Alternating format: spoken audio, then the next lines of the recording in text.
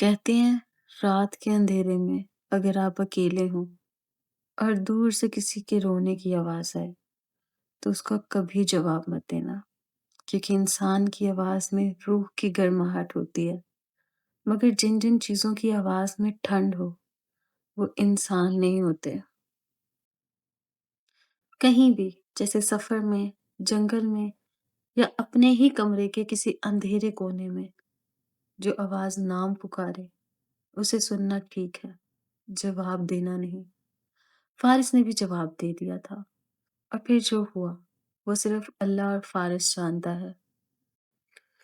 अस्सलाम वालेकुम दोस्तों, कैसे हैं आप सब? Welcome to the story room with Kiran. आज की कहानी मुझे मेरी दोस्त, बहुत करीबी दोस्त ने भेजी है, जिसके कज़न ब्रदर फ़ारिस ने उसे सुनाई थी। सच्ची बात बताऊँ तो ये कहानी सुन के बहुत हैरत होती है कि हम आम ज़िंदगी में अब ऐसी चीज़ों पे ध्यान ही कहाँ देते हैं। बड़ों की बातों को महज़ कहानियाँ समझकर जाने देते हैं, लेकिन अक्सर चीज़ें बस कहानियाँ नहीं होती। आपने अक्सर अपने बड़े-बुज़ुर्गों से सुना होगा कि सभी जिन और रूहें बुरी नहीं होती, बहुत सी अच्छी भी होती हैं। बचपन में ये सुन के हैरत होती थी कि ऐसा कैसे पॉसिबल है कि जिन भी हों और अच्छे भी? हमें तो बस स्टोरीज़ वाले चिरागों वाले जिन ही अच्छे लगते थे। दादी बताती होती थी कुछ बस भटक जाती हैं, कुछ किसी दर्द में बंधी होती हैं और कुछ का बस सुकून चाहिए होता है। मुश्किल सिर्फ वहाँ होती है कि इंसान को समझ नहीं आता कौन दर्द में है और कौन दर्द देने आया है। आज की कहानी में भी आप देखेंगे कि कभी-कभी जो चीज़ें हमें डराती हैं, शायद वो खुद सबसे ज़्यादा डरी हुई होती हैं। तो ध्यान से सुनना, क्योंकि ये कहानी आपको थोड़ा-सा डरा सकती है। सोने से पहले कुछ पढ़ ज़रूर लेना। तो चलिए शुरू करते हैं। फ़ारिस के मुताबिक ये सब 2018 में हुआ, जब वो अपने भाई के साथ अपने बाबा की पुरानी हवेली में शिफ्ट हुआ। शहर से दूर, बिल्कुल सुनसान इलाका, पुरानी हवेली। फारिस कहते हैं जितना वक्त गुजरता गया हवेली जैसे मुझे अपनी तरफ खींचने लगी। हवेली पुरानी थी इसलिए ये लोग हवेली का बस आगे का हिस्सा यूज करते थे। फारिस भी कभी पहले यहाँ लंबे अरसे के लिए नहीं आया था, इसलिए उसे भी पीछे जाने की जरूरत नहीं हुई। और जब ये लोग यहाँ शिफ्ट हुए तो पीछे का हिस्सा बिल्कुल बंद कर दिया गया। फारिस को ज्यादा शोर शराबा पसंद नहीं था, इसलिए उसे एक पुरसुकून रूम चाहिए था। तो उसने अपने लिए लास्ट रूम डिसाइड किया, जो कि बंद वाले हिस्से से थोड़ा सा पहले आता था। अब फारिस के रूम की एक दीवार उस हिस्से से अटैच थी।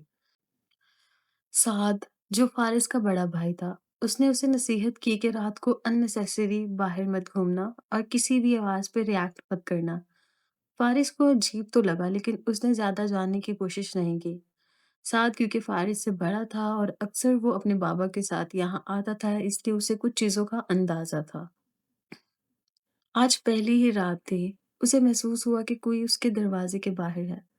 उसे समझा साद होगा, जो उसके कमरे के दरवाजे के आगे खड़ा होगा। मगर जब वो बाहर जाके देखा तो दरवाजे के बाहर कोई नहीं था। उसने इग्नोर कर दिया कि नई जगह है इसलिए ऐसा फील हो रहा है, आहिस्ता आहिस्ता नॉर्मल हो जाएगा। लेकिन फिर असली मसला तब शुरू हुआ, जब पहली बार पीछे वाले हिस्से से उसे रोने की आवाज आई। ये कोई नॉर्मल रोने की आवाज नहीं थी, ना ही किसी इंसान की आवाज लग रही थी। बहुत आहिस्ता से कोई सिसकियां ले रहा हो, जैसे कोई औरत आखिरी लम्हों पे हो। फारिस घबरा के उठा, लेकिन तब ये आवाजें बंद हो गई। उसे डर भी लगा। वो साथ से ये सब शेयर भी करना चाहता था, लेकिन फिर उसे लगा कि वो नई जगह पे है और उसका वहम भी हो सकता है। लेकिन ये आवाजें अब उसे रोज रात 3 बजे के करीब आने लगी।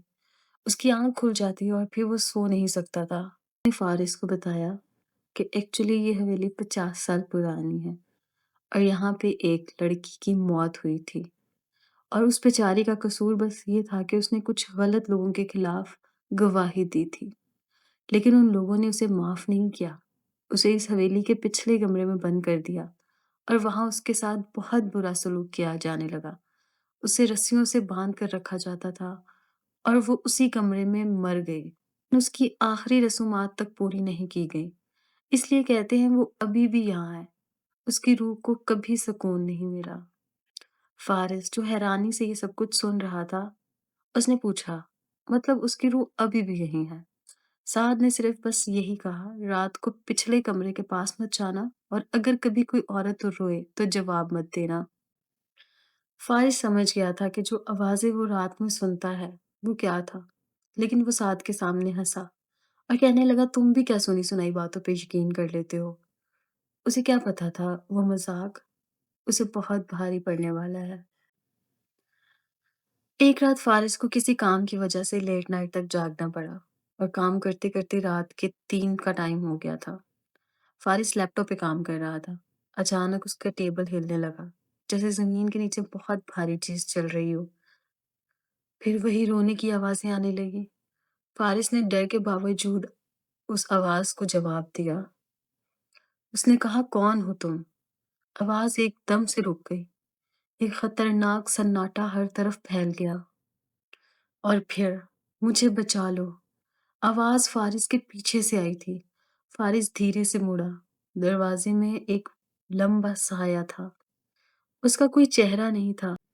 फारिस चीख भी ना सका। जुबान जैसे बंद हो गई। सांस रुक गई। साया उसकी तरफ झुका और फारिस बेहोश हो गया। 2 दिन बाद फारिस होश में आया। बेहोशी में वो अजीब अल्फाज बोल रहा था।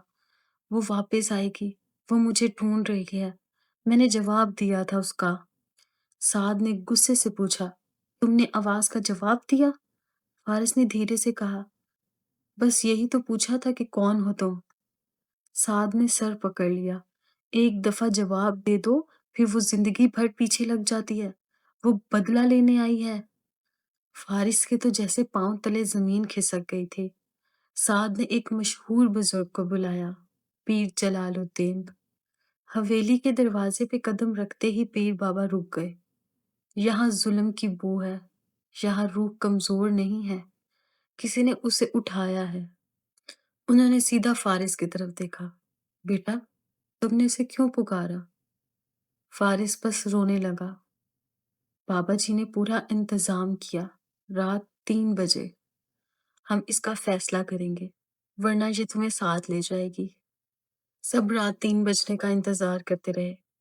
रात 3 बजे पिछले कमरे में मोमबत्तियों की रोशनी हुई। जैसे ही पीर बाबा ने पढ़ना शुरू किया, रोशनियां जैसे खुद ब खुद बुझ गई। दरवाजा हिलने लगा, ऐसे जैसे दीवारों में कोई चल रहा हो। और अचानक वो आवाज आई, मेरा बदला वापस दो। पीर बाबा ने पुकारा, अपना नाम बता, तुझे सुकून मिलेगा। फारिस का पूरा जिस्म कांपने लगा। उसकी आवाज एकदम बदल गई। मेरा नाम मेहरू है। मुझे जलाया गया, यहाँ बंद किया गया। मेरी क्या गलती थी? मुझे मारने के बाद भी इंसाफ नहीं मिला। मुझे सब भूल गए और अब मैं किसी को नहीं छोड़ूंगी। और तू इसे बचाएगा? इसे मैं साथ लेके जाऊंगी। इसने मेरी बात का जवाब दिया था। बाबा जी ने कहा, ये लड़का बेगुनाह है। उसने जवाब दिया मुझे। अब ये भी मेरा है। दीवारें फिर से हिलने लगी। मोमबत्तियां बुझने लगी। फारिस के हाथ टेढ़े हो गए। उसकी आंखें सफेद होने लगी। पीर बाबा ने जोर से आयत पढ़ना शुरू की। फारिस हवा में लटकने लगा, फिर धम से नीचे गिर गया और एक चीख की आवाज से हवेली गूंज उठी। कमरा पूरा एक सुनहरी रोशनी से चमक उठा और अब सब खत्म हो चुका था। माहौल ऐसे हो गया था जैसे अब यहाँ कुछ नहीं है। हर चीज सांस लेने लगी थी और फारिस बेहोश हो चुका था। अगली सुबह हुई। हवेली पुरसुकून लग रही थी। पीर बाबा ने कहा, मेहरू को अब सुकून मिल गया है। तुमने उसके दर्द की आवाज दी, मगर गलती से। गुनाह नहीं किया था तुमने। फारिस इस वाक़े के बाद इतना डर गया था कि हवेली को उसने मुकम्मल तौर पे छोड़ दिया था। आखिरी बार बस उसने पीछे मुड़ के देखा, तो लगा जैसे हवेली पहली दफ़ा सांस ले रही हो। तो दोस्तों, ये थी फारिस की हकीकी कहानी। मैंने फारिस से पूछा, अब भी वो आवाज़ आती है क्या उसे? फारिस हल्का-सा मुस्कुराकर बोला, आवाज़ तो नहीं आती, लेकिन कभी-कभी ऐसा लगता ज़रूर है कि कोई मुझे देख रहा है। कोई मेरे साथ है या कोई मेरे दरवाज़े के सामने से गुज़रता है। लेकिन अब वो चीज़ मुझे परेशान नहीं करती है। इसलिए अगर रात के अंधेरे में कहीं से किसी के रोने की आवाज़ आए, तो याद रखना, जवाब नहीं देना है। हो सकता है वो कोई इंसान ना हो। आई होप आपको ये स्टोरी पसंद आई हो। मैं नहीं चाहती किसी के साथ भी ऐसा कुछ हो। अगर आपके साथ या आपकी फैमिली या किसी फ्रेंड के साथ भी कोई अजीब या खौफनाक बात हुई हो, तो उन्हें भी ये वीडियो शेयर करें, सो वो अपनी स्टोरी हमें भेज सकें और ज़्यादा से ज़्यादा दूसरे लोग सुनकर आगे से एहतियात करें। प्लीज़ वीडियो को लाइक करें, चैनल को सब्सक्राइब करें और बेल आइकन ज़रूर दबाएं, ताकि अगली कहानी सबसे पहले आप तक पहुंचे। और आप अपने सजेशंस भी कमेंट बॉक्स में दे सकते हैं कि मुझे किस तरह और आप अपने सजेशंस भी कमेंट बॉक्स में दे सकते हैं कि मुझे किस टाइप की स्टोरीज़ लानी चाहिए। और स्टोरीज़ पे ज़्यादा से ज़्यादा प्यार दे दिया करें, ताकि मेरी हौसला अफ़ज़ाई हो सके। अपना ख़्याल रखिएगा, मिलते हैं एक नई स्टोरी के साथ। Thank you. और आप अपने सजेशंस भी कमेंट बॉक्स में दे सकते हैं कि मुझे किस टाइप की स्टोरीज़ लानी चाहिए। और स्टोरीज़ पे ज़्यादा से ज़्यादा प्यार दे दिया करें, ताकि मेरी हौसला अफ़ज़ाई हो सके। अपना ख़्याल रखिएगा, मिलते हैं एक नई स्टोरी के साथ। Thank you.